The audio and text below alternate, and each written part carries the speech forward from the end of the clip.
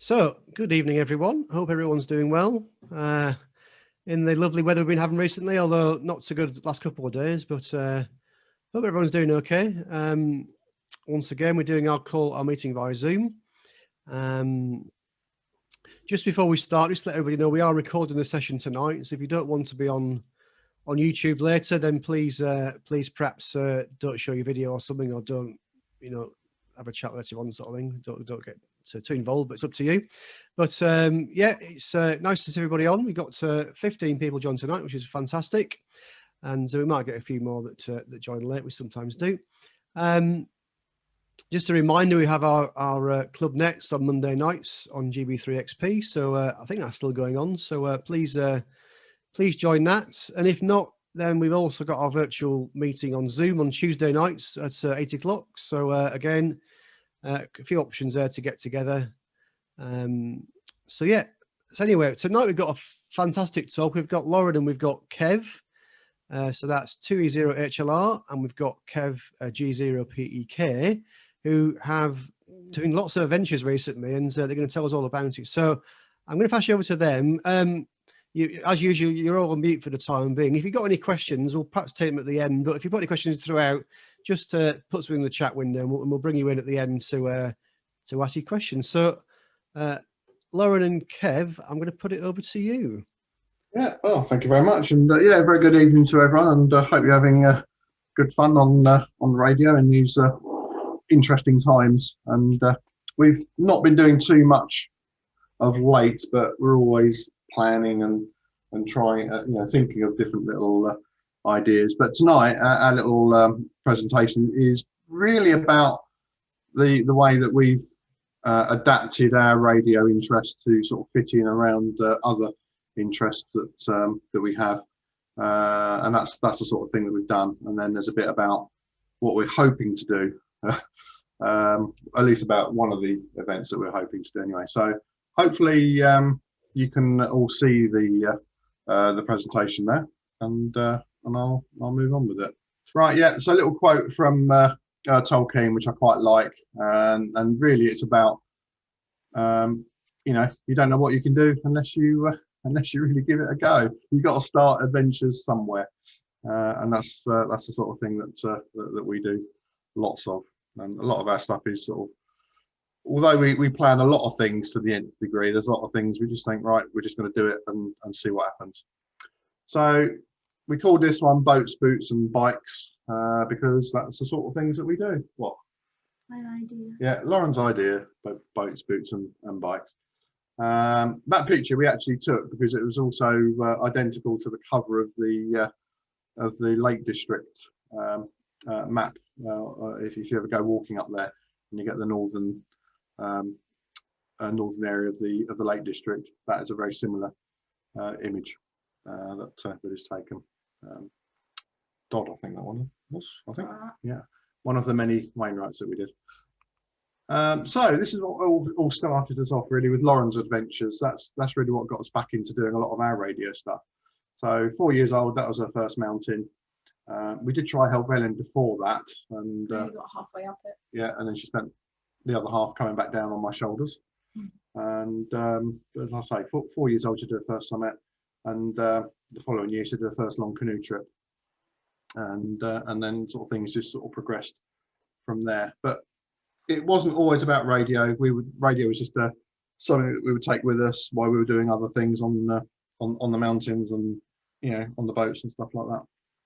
So first of many canoe trips, that was back in 2011 at Easter. We did that one just before Lauren's 6th birthday. We actually finished on her birthday that year, and we managed 122 miles on that one. And you liked it, didn't you? You seem to like that. We did it. Yeah, so we did it twice that year, and got a little bit of a reputation on the River Thames.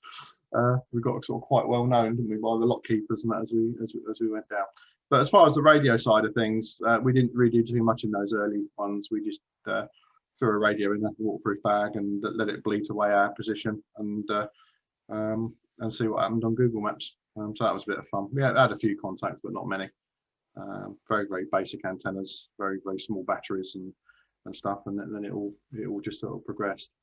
2012, we decided to do the whole of the non-tidal Thames, and that's sort of from Cricklade down to Teddington. Teddington's the beginning of the tidal Yeah. section. So we decided to go down there. Jubilee week, weather wasn't particularly nice. We got halfway down. I think there was one night I think it was Ensham Lock, and we had so much rain.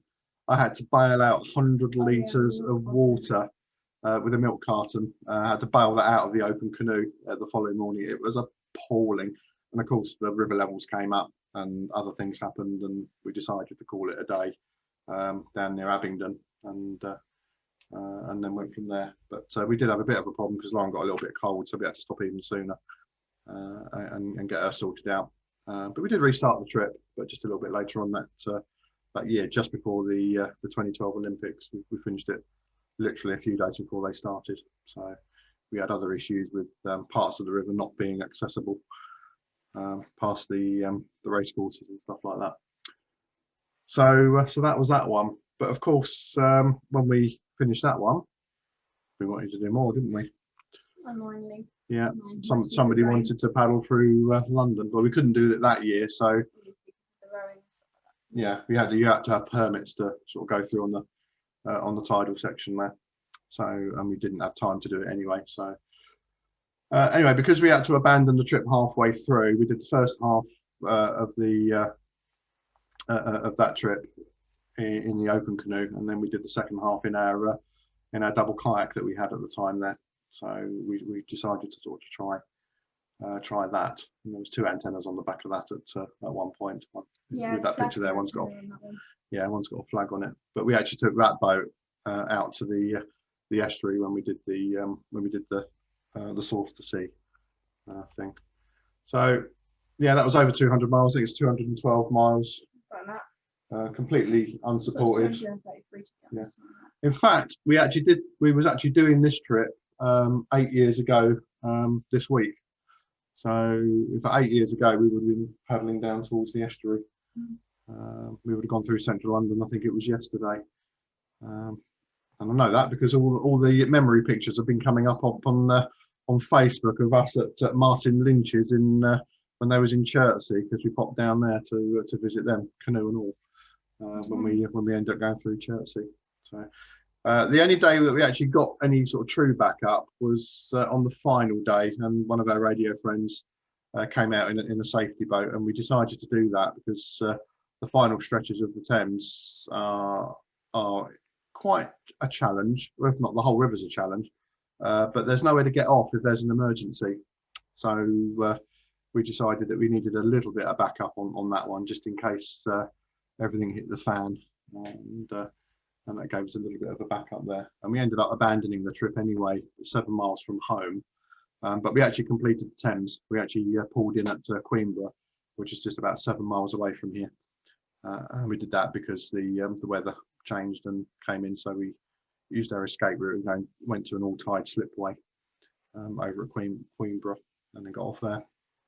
So the trip was a success, wasn't it? So it went well. But it didn't stop there with the Thames, because we went back on it, did it a few more times. At 9 years old, Lauren wasn't content on being in a canoe with me or a kayak with me anymore. No, she wanted to paddle it in her own boat. So she did. She had a license by then.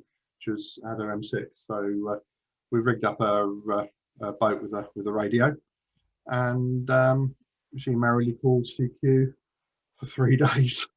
Going down the Thames, not a single contact. So we decided, that's it, we're not playing radio anymore. We carried on with the APRS, put the other stuff away, and just enjoyed the trip. So there we are. We did try to do some HF from a 15-foot kayak, and yeah, it didn't work, but we did try. We have actually now succeeded in doing HF from an open canoe, not from the kayak, but from the open canoe. We have actually done it. So we were quite pleased that we was able to do that. But you know, water and radios is never a good combination. So we do have issues with looking after our kit, and we've never actually dunked a radio, have we? No, not capsized. That's good. No, we've managed to find ways of protecting our radios from moisture, even on very long trips. Yeah, we use map cases and blue tack. Sometimes the simplest solutions are the best ones there, but certainly a hiker's map case, a couple of bits of blue tack and some strips of metal that we bolted everything down to allowed us to get all the cabling out of the radios, so we could leave the radios in the bag and not disturb them, and then operate them as we went. The headsets we just treated as consumables, so we just bought a handful of those and utilised those. The only problem that we had, I think, was with the switching, but we didn't find that out until we got back home, and we just had salt damage to the PTT switching, which but that was just how it goes. You're But like, surprised you haven't sorted yeah, but like I say, we treat that sort of stuff as consumable, so just replace it when we need to. Yeah, by 2019 we got all that sorted out, and then decided to sort of do other bits as well. I think the last trip we did some poetry, we did all sorts of things down, didn't we? Yeah, I haven't finished those yet. Yeah, and we even had to go at one of the UKAC contests as we were paddling down. We stopped at a campsite for a day and had a little play with our little Moxon. Didn't do very well, but you know, we had a play. Right, so moving on to boots then. And what actually happened, although we did the canoeing, the actual sort of canoeing activities that we did, they weren't done independently of the walking. A lot of the activities we had, they overlapped. So we would do some canoeing and some of the hill walking and stuff like that. So a lot of the things kind of different times of the year just to suit us. But it wasn't like we just did canoeing and then decided to go and do the walking and then do the cycling. They all are interlinked, aren't they?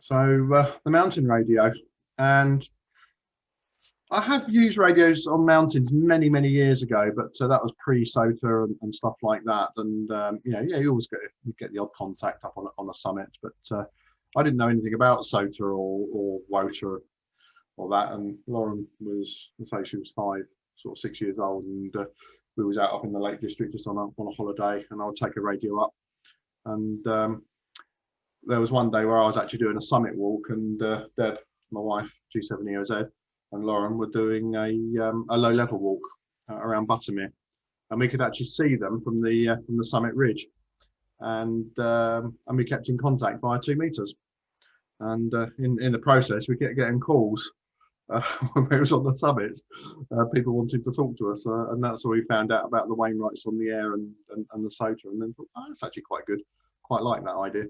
So we started to do a bit more. So we ended up then taking a radio up on the summit, you know, and then incorporating that into our mountain day, along with a bit of geocaching and stuff like that, and map reading and that.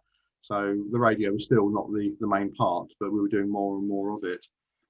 So I actually did quite a few Wainwright summits. I think I'd done about 50 or 60 before, before Lauren got licensed, and then once she got licensed, it was a case of, oh, can I do that?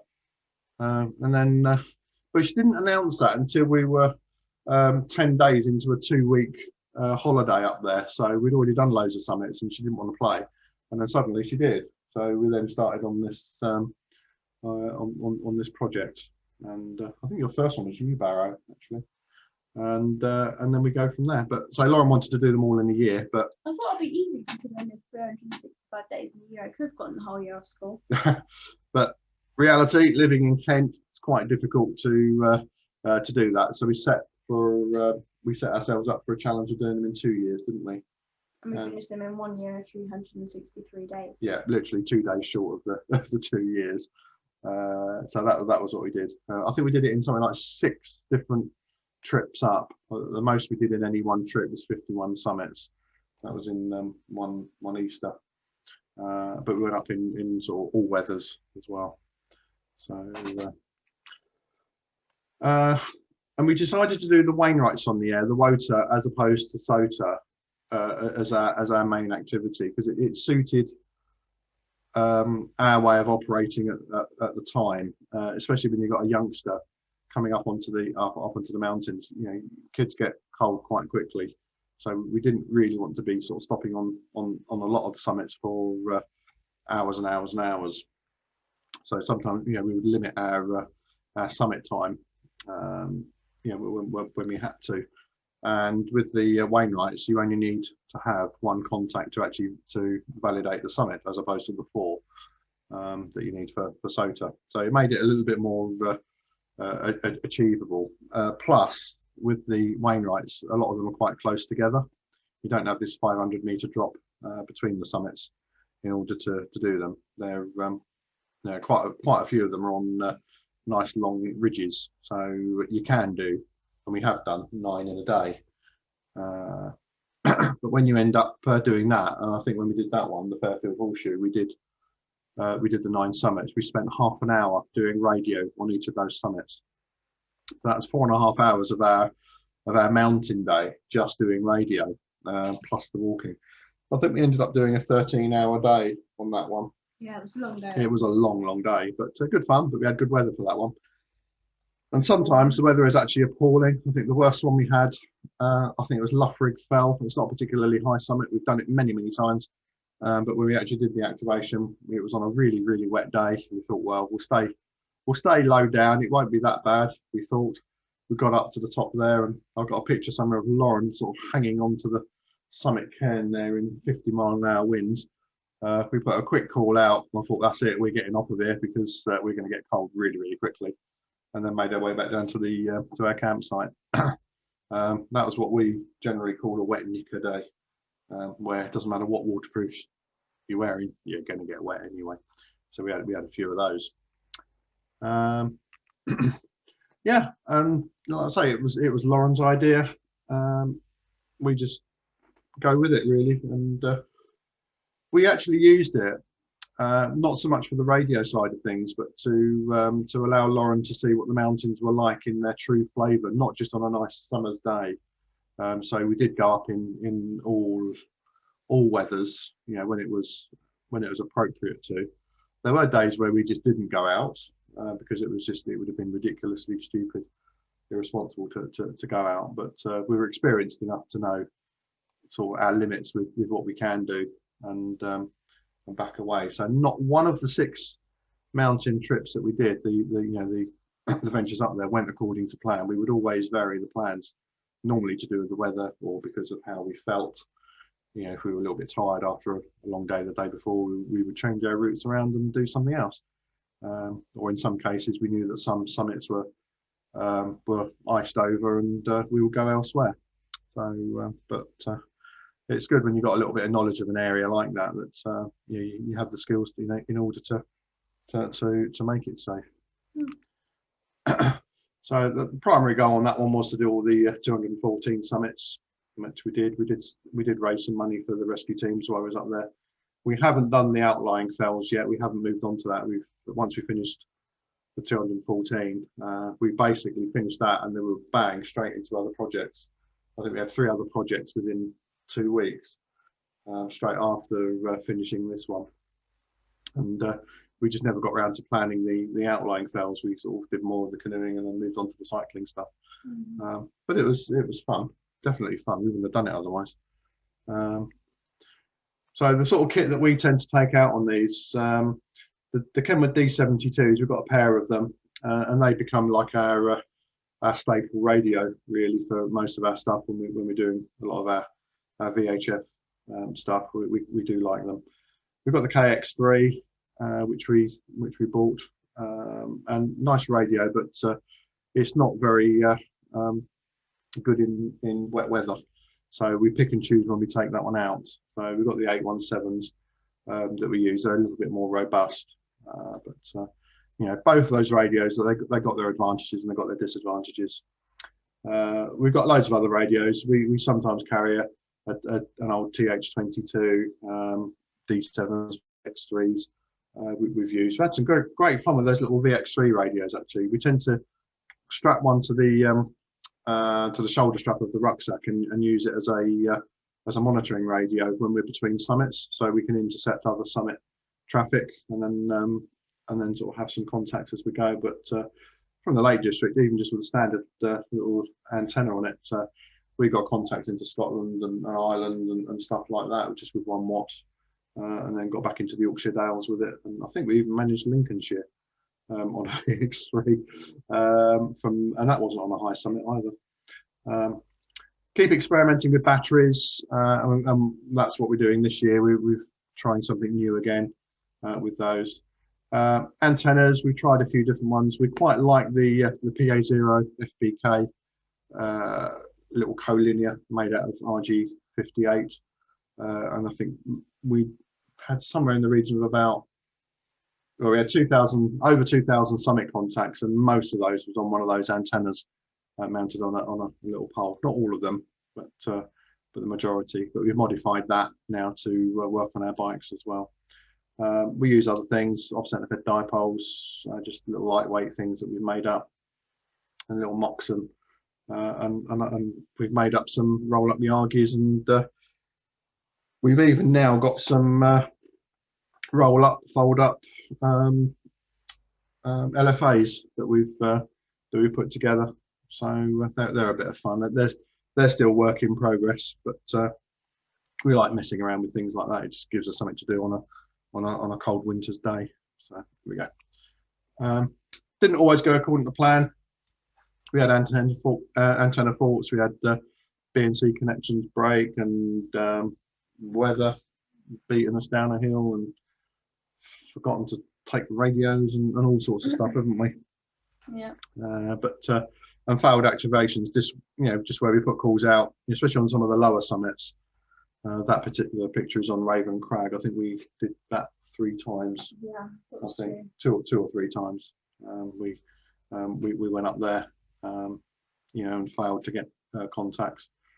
And then experimented with bouncing signals off of mountains and stuff like that, and that worked quite well. We've actually reflected signals off. We've actually done it on. We discovered that it can happen up there, and then on some of the summits we actually did it by design. We actually went out there purposely to do it, and was quite pleased with how that worked. So, but there we are. Self-activating, we don't like doing it, but there was one that we did in really bad weather. Yeah, and we had Deb with us, so we sent her off along the ridge to the next summit, and then made contact with her on there. So, but that was there was only one that I think it was only one that we did that way. Other ones that I think we've done another self-activation, but went back up there again and done it properly. So done it the way that we wanted to do it. So that was all that one. Yeah, we've rescued a few people up on there. Rescued a family of 7, lost on one of the mountains. They come up to us and says, "Oh, you look like you know what you're doing," sort of thing. Guidebook on that. Yeah, and they'd strayed off of their guidebook and didn't know where they were. In fact, they were 3 miles away from where they should have been.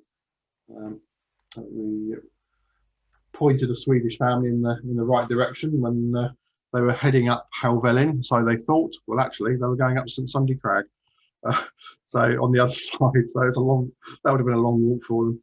And we've also rescued a few other walkers sort of lost in the mist and stuff like that. And we didn't always get it right. We made some navigational errors, but we was always able to sort ourselves out. You tend to make the mistake once, and then once you do it, you think, right, I've really got to focus on my navigation. So yeah, out comes the map, out comes the compass, and then we do it properly. So we've done that, but we've had to work down to below 10 meters of visibility on some of those mountains, and in fact there was a couple of times where even the GPS failed to give us a fix.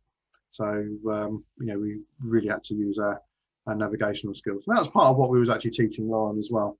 She was going up there, so she was learning all these navigational skills of walking, not just walking on paths, but walking off paths and looking at how the land is formed, the layout of the land, and what you're actually looking at on them.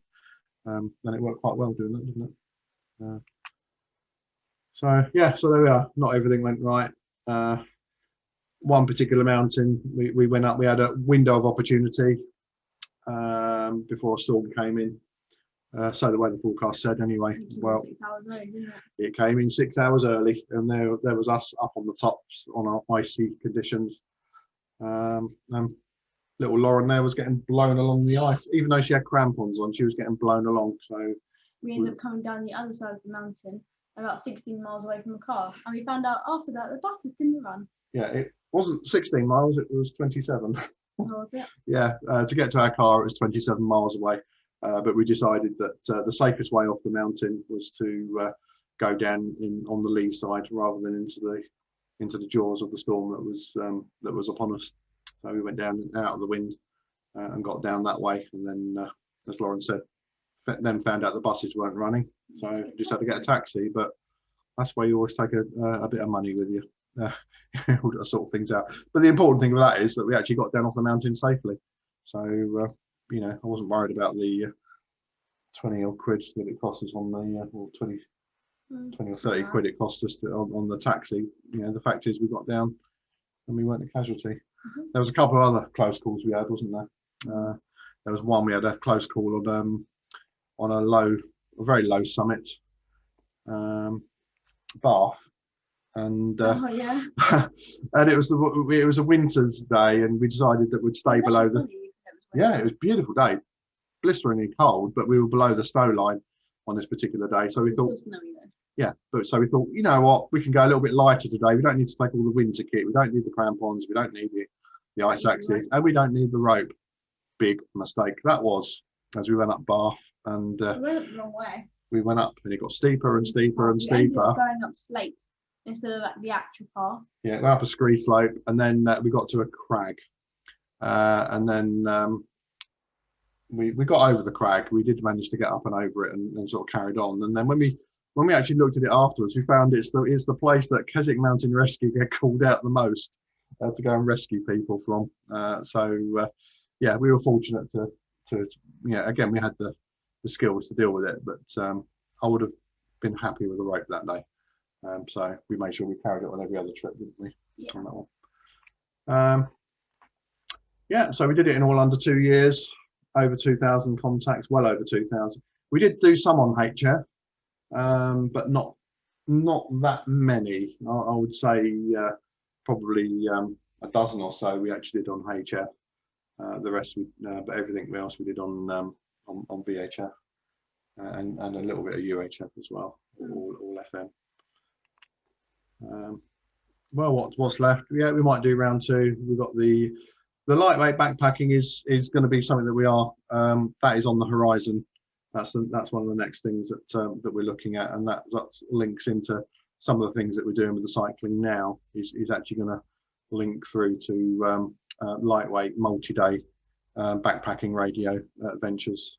So that's what we're actually gearing ourselves for. Really, it's been a little bit later. We would have been doing it this year. Had if we'd been able to do the bike ride last year, we would have been doing mountains this year. But like I said, we can't do everything.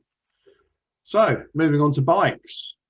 So we started to do that and to see if we could operate the radios from the bikes. I know there's quite a few people that do that, but I know a lot just sort of go out and take sort of the big sort of heavy batteries set up somewhere, you know, only at a short distance and operate radio.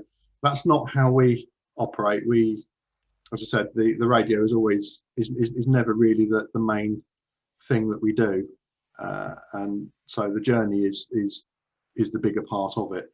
So we've got to think about ways of actually keeping weight down and you know, to make the whole thing's achievable.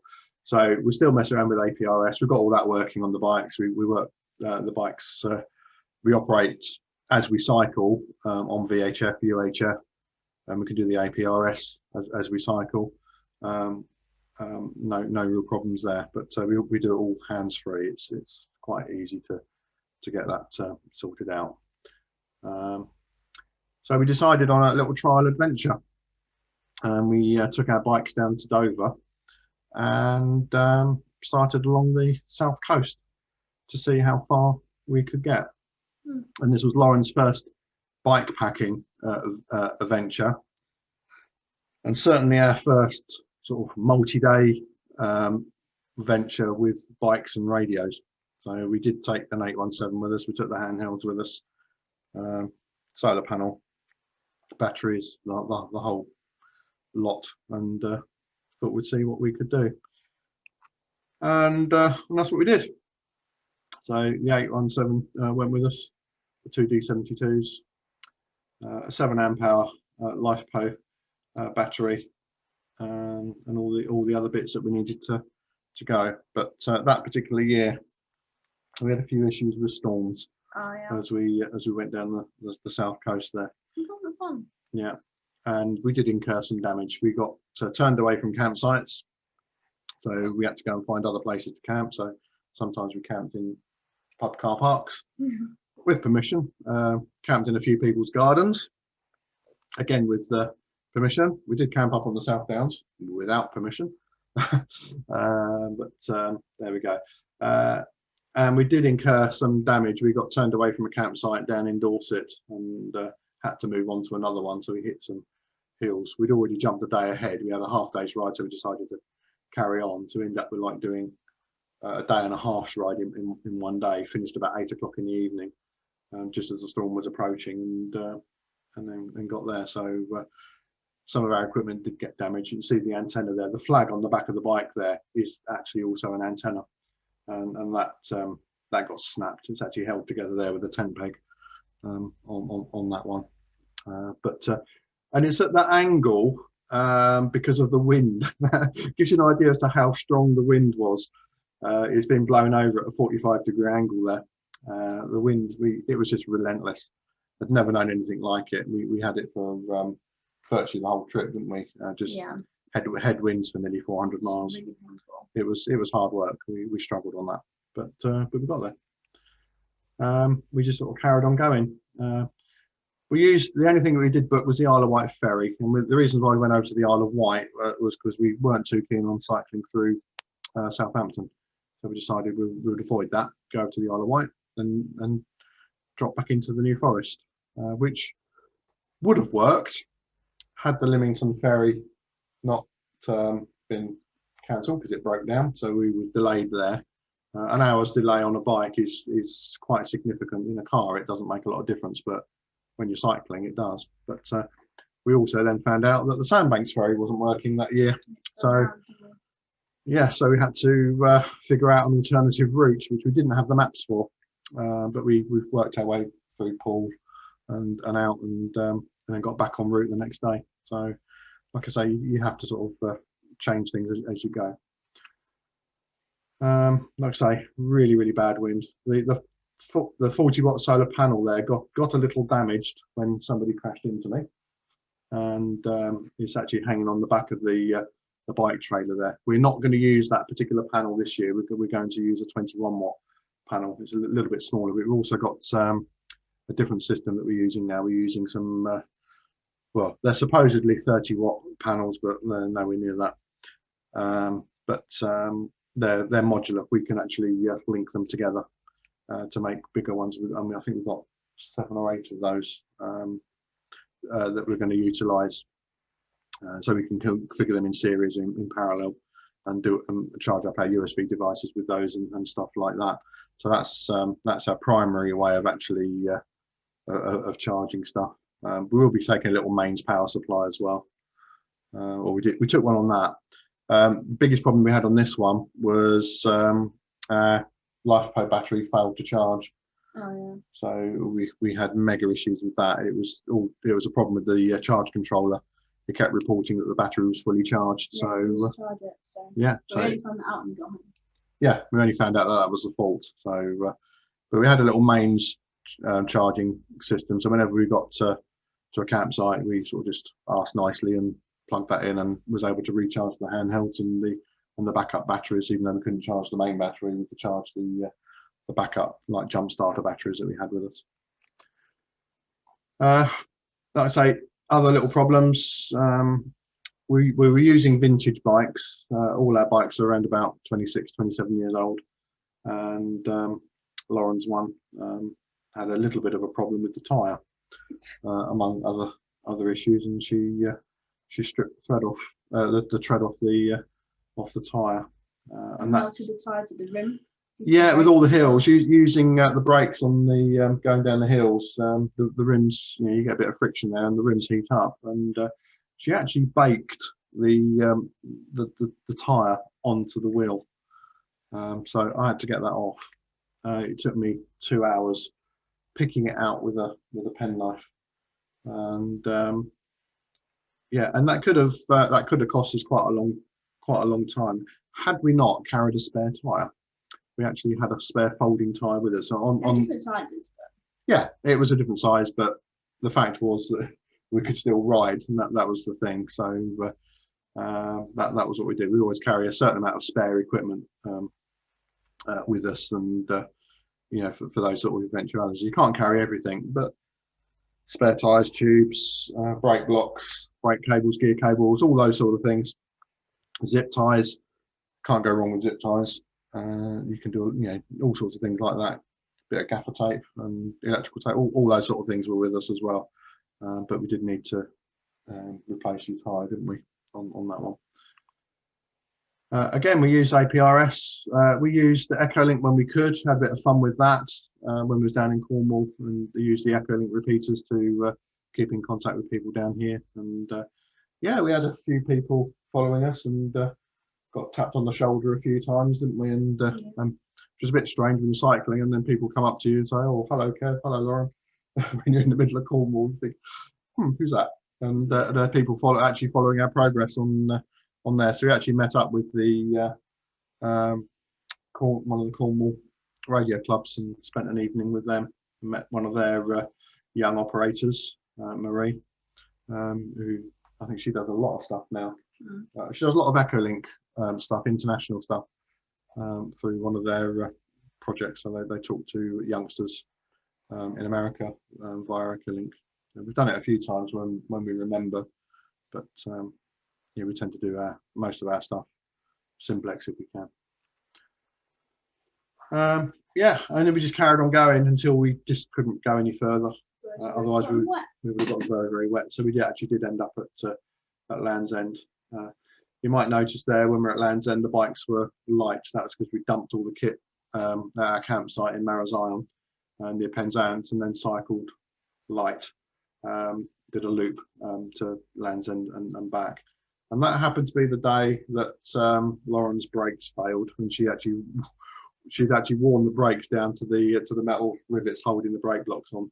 So I had to walk down the steep hill that we went up, so that was great.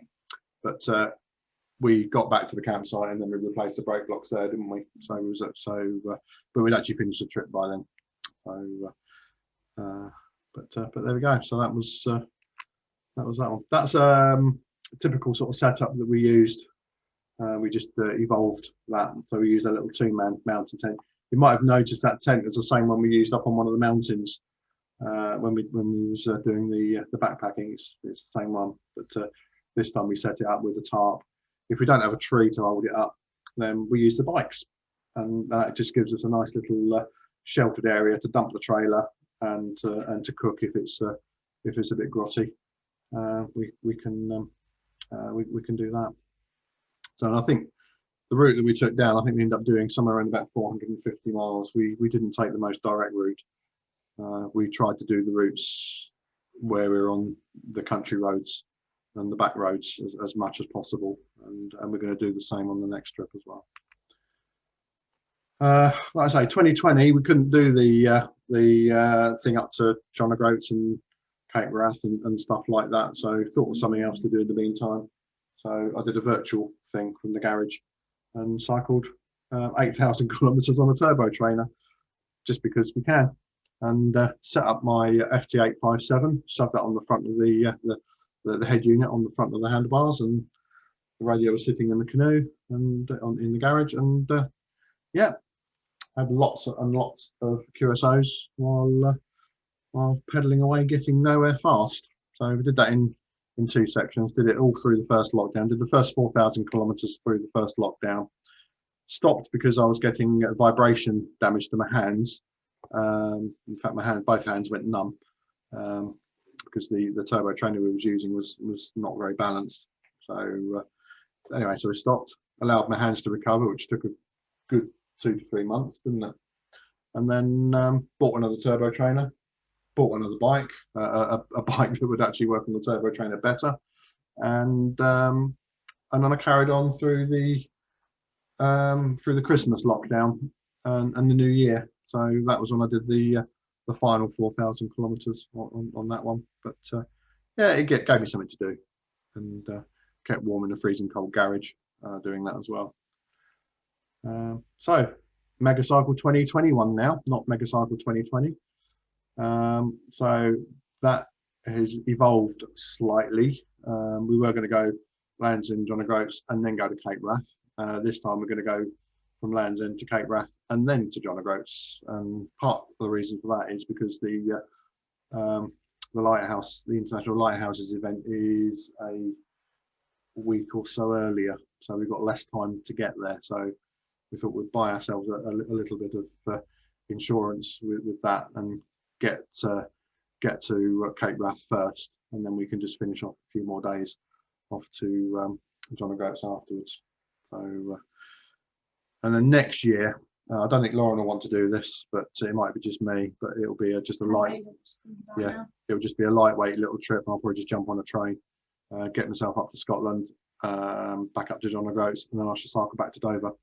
And then I would have done the what we coined the Infinity Ride, which is like a figure-of-8 loop around the whole of the UK by bike. So so the only bit that I'd have missed would be the John O'Groats to Dover. But on my own, I'll probably do that in a little over a week, maybe 9 or 10 days or something. So that's another little side project, but that'll have less radio. It will have radio, but not as much, definitely not. So we reckon it's about 28 days. It's not going to be completely 28 days unsupported now, because we have an issue getting home from Scotland. So Deb is going to drive up and meet us in Scotland at Fort William. And then she's going to shadow us up to Cape Wrath, join us at Cape Wrath. And then when we get to John O'Groats, we can drive home. There was just so many issues with trying to sort out other ways of getting home that we thought that was the easiest way of doing it. So that's what we're doing. The other issue is we've got no mains power at Cape Wrath, so anything that we do has got to be completely off grid. So all the batteries that we take with us have got to last. So, but we don't know if it's going to work. That's all part of the experimental nature of what we're doing. But we've got some interesting little ideas that we're going to implement. So far, they're working quite well. So we just need to sort of, well, the only way we're going to test them is actually to do the trip and then fully sort of test them out and see how they go. But we do have a little bit of a backup as well with that. So that's the sort of route that we're going to take. Most days, we're aiming for about 100 kilometres a day, so 60 odd miles, 62 miles or so on a day, which is quite achievable, even with a loaded bike. But we've also got some days where we're doing significantly less than that. So we're starting off in Cornwall, we're doing a little bit less to start with, because you know how hellishly hilly Cornwall is anyway, and that's going to slow us down. And we may even start a day or two early and just spend a little bit more time on the early stages, sort of getting used to the weight of the bikes and the terrain and stuff like that, and just enjoy Cornwall a bit, so it doesn't become too much of a slog as we head up, and then we go from there. So, but we're meeting another radio club on August the 6th at Church Stratton up in Shropshire. So we need to be up there by the 6th. And then the only other commitment we've got is to be at Fort William for that weekend, and then Cape Wrath. They're the main days, but we think that we can do that. We've actually got 3 days in or 3 nights in Fort William, but that's where Deb's going to come and meet us. And it also means that we don't have to carry all the radio kit now for the whole duration. We can take sufficient kit to do what we want on the way up, but then the extra kit that we need for the special events we can pick up when we're up in Scotland. So we can have that preloaded in the car and then go from there.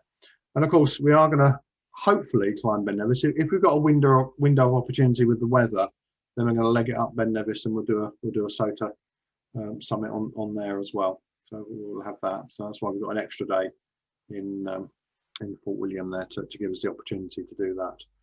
So there we are. Yeah, and that's the main things. We don't know where we're going to camp.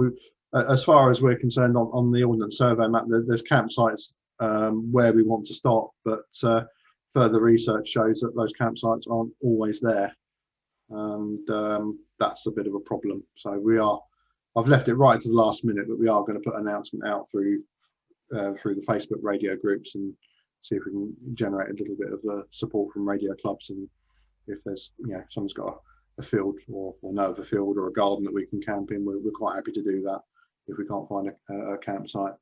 But we proved that we could do it last time. COVID's made it a little bit more difficult, but it's not unachievable now.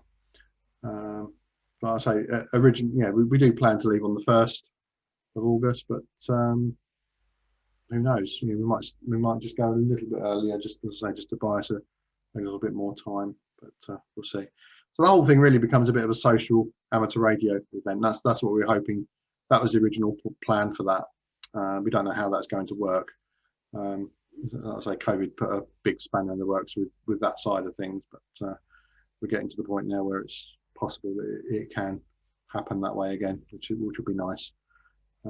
Shame we didn't get any funding for it though, which was we've got no support as far as funding. So we have got a sort of GoFundMe page which we've been using. We've used some of that. The majority of the money that we've been gifted, we put to one side into a pot for the RNLI. So we've got about 350 quid sitting in a pot there. So regardless of what happens, they're going to get that anyway. Most of the rest all of the rest we've financed ourselves with it. So pretty much so, yeah. Yeah, so there we go. That's what it's about. That's where the GoFundMe thing is. So if anyone wants to have a look at that, I haven't updated it. Yeah, it still says Mega Cycle 2020. It's still live though, so that's so it's still working that well. And hopefully we'll generate a bit more as we go through. And that is about it. So any questions? yeah, I'm wondering whether there's any questions. But and we said about an hour. It's about 50 minutes, so that's pretty good. So we'll just stop sharing and come back on the screen. Yeah, thank you very much. That was a excellent talk. Has anybody got any questions for Kev or for Lauren? Nothing in the chat window yet, but you should be able to unmute now. So please feel free to unmute yourself and ask any questions you might have. Just double check. Ooh. No questions. Oh, no questions. Very quiet. Well, I'm going to ask some questions then. So, obviously you're carrying, you're carrying some camping gear with you. You're traveling. Is it over 1,000 miles? Is this cycle trip? Yeah, it's about 1,000 miles. What we're our trailer will actually hold 78 kilos. Wow. Weight. There's absolutely no way that I'm going to carry 78 kilos. In fact, with our walking, with our hiking, I used to have a 100-litre rucksack, and I found that if I took a 100-litre rucksack, I would fill a 100-litre rucksack, and then find that my knees used to sort of give in. It just wasn't enjoyable. So I bought a 50-litre rucksack, and then I thought, that's it. If it don't fit in, I ain't taking it. And that's a bit how we approach it now. But we've sort of set an arbitrary weight limit for the radio kit that we were going to take, and we set that at 10 kilograms, which is not a lot. When you consider the weight even of an FT817, and stuff like that. So, and the camping kit is about the same. So we reckon we can do the whole thing shared between the two bikes and the trailer of about 36 kilos. That's really the maximum. Anything more, it really becomes a bit of a real slog. And even that's a lot to be carrying around for that amount of distance on. You must have to get pretty fit. I mean, you mentioned turbo trainer earlier. You mentioned obviously your previous cycle ride. Are you now kind of in training for this mammoth ride? I've been trying to get her out on a bike for ages, and she's always finds an excuse. But we've been out. We went out over the end of term, and we did. Yeah, we did. Been doing about sort of 60, 70, 80 kilometers at a time, and so I know that Lauren can hit the 100k. When we was out the other day, we cycled down to Ashford in sort of really hot conditions, and when we got down there, I said to her, well, to do the 100k, it's only like another 40 minutes of riding, so I know it's achievable. But yeah, the idea is to keep the weight down. So we are very conscious of that. Like those figures that I said, that they're sort of very arbitrary figures, and we'll probably get it down a lot less than 36 kilos. The only thing that we're doing differently this year, we're taking 2 tents because Lauren doesn't want to stay in a tent with me this time. So what we've done, we've found 2 tents that together weigh, I think, only about 150 grams or so. Oh wow! 200 grams more than our 1 tent. Right. So and that's quite good, because that means that I only have to carry half the tent. If Lauren wants another tent, she's gonna be carrying the extra kilo and a bit. So her weight on her bike goes up and mine goes down. So I'm quite happy with that. So that's what we're going to use this year, two little TP style tents. They only weigh 1100 grams each, so they're really light. So, but it's all got to be carried. That's the thing. That's the problem. It's great. Now you mentioned you're doing this with RNLI. Kev, do me a favor, send me through that link on an email, and when I send this video out, I'll put a link on there as well, so folks have got that. So if they want to make a donation, they can. Yeah, we'll do. Yeah, no problems at all. Yeah, I'll do that. And we wasn't. I mean, the charity bit. We thought, well, we might as well do it, but it's not the primary aim. But we thought, well, if we're doing it, someone might as well benefit from us doing it. So this year we thought, we do a lot of canoeing and stuff like that. We've had a few interactions with the RNLI. Not rescuing us, by the way, but just happening to be in the same place and sort of getting involved with them a little bit. So we thought, it'd be nice to do that. So we've done some stuff with the mountain rescue teams and RNLI, because we hope never to use them. Let's put it that way. Going back to what I was saying about waterproofing the radios, though, that was a real problem, wasn't it? And like I said, the map case and blue tack. Yeah, that was a brilliant way of actually keeping them dry. All the cables would come out, and we would just use like pigtail cables for the coaxes and stuff like that, so we could still detach the radios from the boats, but keep them dry. So the D7s that we used that year survived. We froze one of our radios on one of the trips, didn't we? We froze we froze the PTT relays on one of the D72s, but it was -16 on the summit that we did on that one. So centigrade. Yeah, centigrade. Yeah, it was bitterly cold. Froze our water bottles and froze the radio. But fair play to Kenwood. We stuck it on a radiator, didn't we, in a pub, and it thawed it out, and it carried on working. So it was none the worse for the wear. Pretty good. And is the plan to actually operate while you're riding, or is it just when you're taking breaks? On the cycling one, as far as we're actually geared up to actually ride bicycle mobile. We've what we do is we've made up some little switch units, just using a standard toggle switch, and we mount it on some handlebar extensions that we've got, which allow us to put our bike lights and computers and radios and stuff on the bikes, but off the handlebars. And just on the end of there, we've just attached a little toggle switch. So we just split into the little K plug, the little 2-pin Kenwood thing. We just take the feed from that from our microphone into a little film canister. So we split all the cables out, and then so we can actually access the PTT from that, and then that then gets plugged into the radio. So we've got these nice little latching PTT switches, so we can actually cycle along, hit the switch and talk, and then hit the switch back to D-key. So that's how we do that. It's very similar to how we did it on the canoe. Only what I did with the canoe, I used the biggest toggle switch that I could find. So it was a massive thing it was.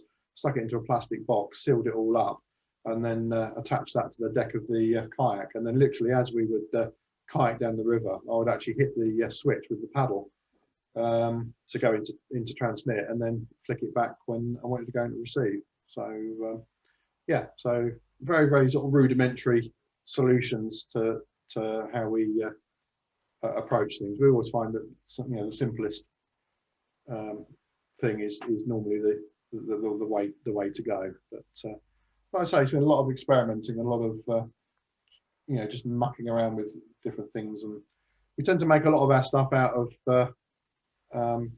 nothing, out of bits of sort of scrap left around. Yeah, whatever we've got, odd bits of wire lying around, bits of plastic tubing and stuff like that. We make stuff out of that. A lot of our antennas are made out of old archery arrows, aren't they? And we've got one of tape measure and one out of Lego as well. Oh yeah, we've got a Lego antenna. Yeah, that was in Radcom one year. But yeah, so we'll just try anything and see what we'll do. What we're doing with the batteries this year, because we've had issues with the LifePo battery. We've moved on to 18650s, which we didn't have any knowledge of at all of those, but we've gone for a 4 series array of batteries. So we've got 4 in series, 2 in parallel. So 8 cells to make up a little battery, and we're actually charging those up with we've got like a little balance regulator that we put on the battery packs, but we charge them up through a little buck regulator, so we can regulate the voltage coming out of the solar panels to the voltage that we want, so we can actually charge up the 18650 packs as we go. We've made up 4 of them, so we can actually use them as we cycle, and charge them as we can charge 2 as we go while we're using 2. That's the plan, and we can just change the batteries over. We know we can get about 5 hours of operating out of one of those. That's with an 817. So we put them to test on that, and then what we do, because with 4 in series, you're getting a little bit more than your 12 volts. So we use another little regulator, little buck regulator, to drop the voltage down to our 13.8 volts or whatever voltage we want to set them at to operate.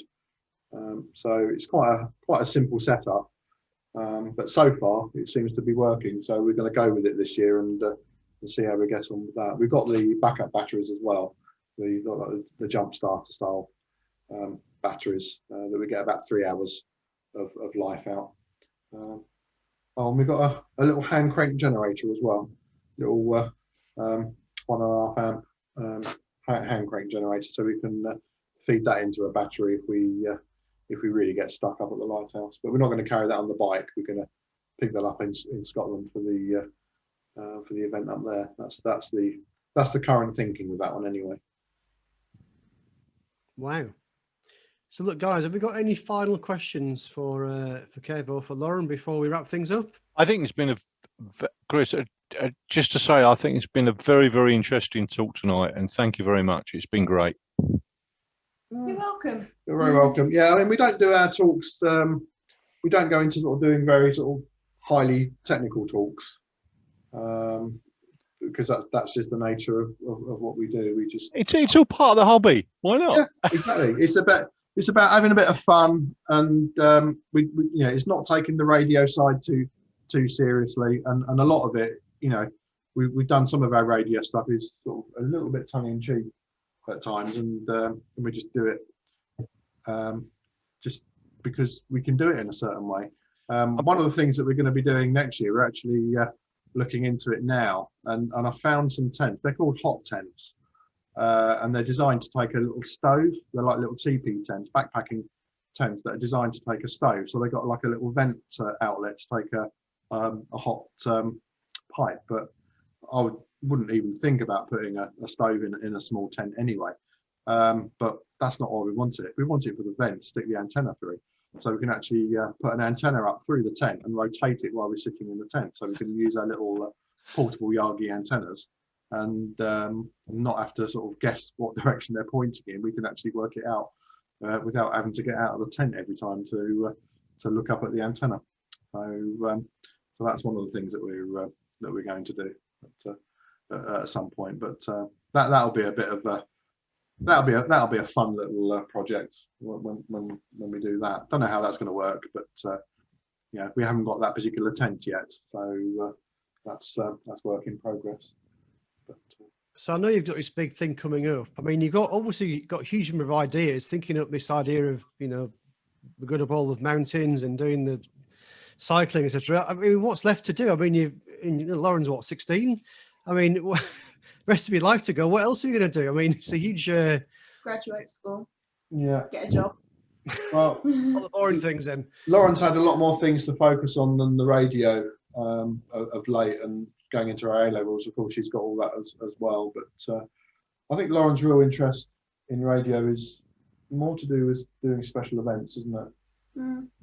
Sort of, you know, that side of things, special events, or Exploring the historical places that the special event is. I don't normally do much on the radio. I like just running around and exploring the places. And that's what we've used the radio for with her in over her sort of early radio career, if you like. You know, we once did a presentation for the RSGB on what amateur radio can do for you, for the youngsters, and we come up with all sorts of things. Where Lauren was learning about history, maths and sort of geography and all this sort of stuff, were all little things that she was picking up.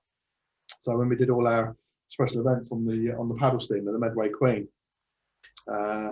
she learnt a ton of history on that. And when we'd done the stuff down at Up the Castle, which is only it's our local sort of castle just down the road here, and you know, she learnt all about the Battle of Medway and what happened in sort of at that time of English history, and just out from here, out on the river, literally a few kilometres away, we've got a little fort out on an island that's accessible by canoe, and it's uninhabited, and we've often sort of gone out there and explored that. And the last time we went out there, and I took Lauren out, we actually took the open canoe, and we actually got the open canoe inside the flooded fort. We actually paddled it in through the flooded entrance, and that was really good fun. Oh yeah, that was great. It was creepy as well. Yeah, a little bit creepy, but we've done radio out there as well. We've taken the radio stuff and operated out there sort of quite a few times, and we probably still will, won't we? To do that, because it's local. We can do it in a weekend, you know, and to get out there on the tides and back on the tide the next day. So it's about half an hour's paddle. Another one we got out here, which is one of the things that I want to do, is I think I can never forget this number. Is it UB122 or UB211? It's a German World War I submarine. It's the only one of its type in existence, and it's just a wreck out in the estuary here. And I've actually canoed out to it before. But I quite fancy doing a little radio thing out there, but I'll have to be very, very careful how I do that on the tides, and literally use a catapult, set the antenna up over a little mud bank, and then go for it. But yeah, it's something I'll do just because it's there to be done. That would be pretty cool, wouldn't it? Yeah. Yeah. So, but I've got ideas of. I'll probably tow a kayak. Because we've got a couple of kayaks, and I'll probably tow my other kayak out, and then have that pre-set up as a floating radio shack, so that I can then just bring it up next to me while I'm sitting in a kayak. So I don't even have to get out of the boat to actually do the event. Operate the radio, and then when I finish, I can then just tow it all back. So that's the sort of thing that we'll probably do with that. But you know, that's. I don't know when we'll do that, but that'll be just that's very much sort of tidal and weather dependent. And the River Medway here is not an area to take lightly. A lot of people get sort of caught out on it because of all the mud banks and stuff. So even on our last trip down the river, we very, very nearly got caught out on the tide, didn't we? Yeah. But the last, This close. yeah, the last 20 minutes or so was, yeah, a little bit mucky. Let's put it that way. But we got there. So, yeah. But you know, sometimes you have to do these things. You have to try these things and see what you can do, and you know, and work it out if you can't. So as long as you stay safe, isn't it? Yeah. So knowing when to turn back is the you know, is the thing. Knowing when to say, yeah, enough is enough, and thinking this isn't funny, this isn't fun anymore, and that's the time to stop and then go and do, you know, and then get off the mountain or go and find a pub to sit in if it's raining and if we're out on the bikes or stuff like that. You know, and we're not afraid to do that. You know, if we have all the plans, but we're not afraid to say, right, that's it, we're not doing it. You know, it doesn't matter who we're not really letting people down, but the important thing is the primary thing is that we've got to stay safe. So if we're going to do all these adventure things, then we've got to have that in the back of our mind all the time. So always keeping a weather eye open, aren't we, for things, and as I say, change plans accordingly. Like I say, nothing is ever set in stone with us, is it? No. So, It's all very changey. Yeah. Changey. Yeah. Very flexible. Yeah. So we're hoping it all works anyway. We're hoping that we can actually do it this year and get down. I think it's like, I think once we get started, that's it. We'll just carry on, and it doesn't matter if it rains. You know, we don't mind a bit of rain. We'll just still carry on going, you know, as best we can. But knowing full well that, you know, if worse comes to worse, we'll jump on a train and go home. You know, if we don't get there, you know, there's always options. Always options. Well, listen, that sounds absolutely awesome.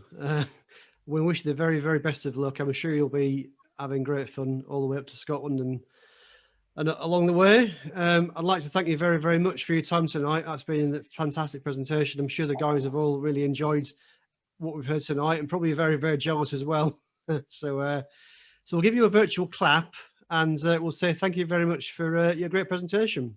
Yeah, well, thanks very much. Thanks for having us. And we will be sort of posting on the various Facebook groups that we go on, the RSGB unofficial one and the Cara group. We tend to share them from the Kent Active Radio Amateurs group, because it's easier to share the hell out of one post than uploading it a dozen times. Well, we'll keep an eye on that. I think you mentioned also you're doing a video or something as you go along.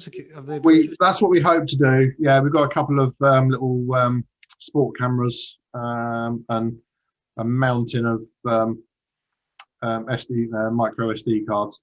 So we're hoping to video a lot more than we've done in the past, and we've got someone that is willing to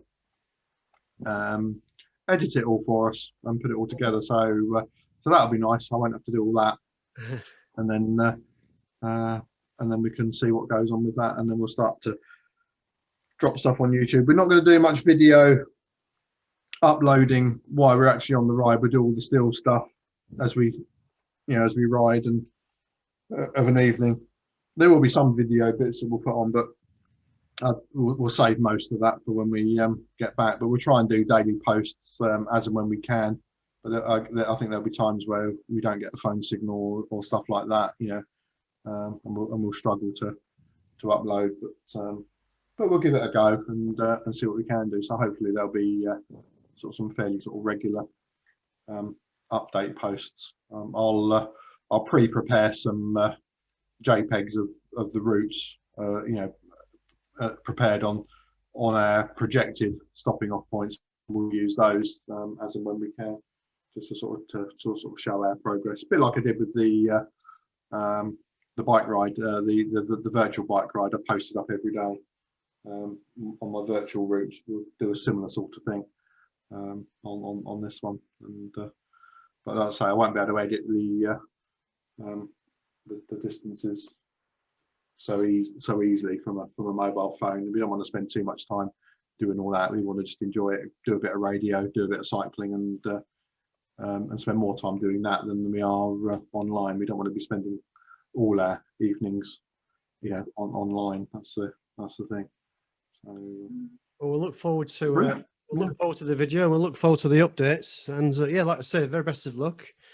And yeah, we'll say we get on.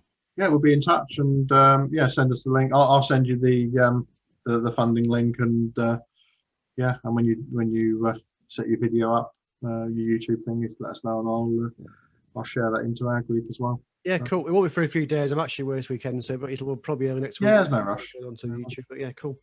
Brilliant. Okay, well, look, thank you very much. We'll wrap things up there. But yeah, that was a fantastic talk, and Excellent. I'm sure the guys really enjoyed it. Yeah, well, thanks for having us, and look forward to catching you all again, and hopefully we'll catch a few of on air. That would be good. And remind us of the some call point. sign again, Kevin, the one you're using as you're traveling.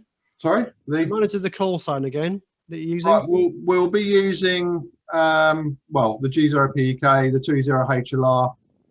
We'll probably use the club call sign, the MX0KRO, and then for the SCS up at Cape Wrath, we've got GB5 CWL, Cape Wrath Lighthouse. Yeah, GB5 CWL is what we'll be using up at the lighthouse.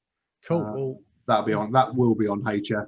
We'll We have got plans to do a lighthouse to lighthouse experiment on 2 meters across the top of Scotland. So from Cape Wrath to Dunnet Head. So we don't know if that's going to work with a few watts, but we're willing to give it a go. So while we're up there. So well, we'll listen out for those call signs and hope to work you on your way. Yeah, brilliant. Yeah, be good to, yeah. And if we hit any Echolink repeaters, we'll let people know where we are, and get a bit of activity that way as well. You never know. Excellent. Okay, thank you very much. You're very welcome. Cheers. Nice to catch up with you all, and look forward to meeting you all again sometime. Great. Thank you. Okay, we'll call it a halt there. Thank you very much. All right. Cheerio. Cheers. Cheers for now. Bye. Bye.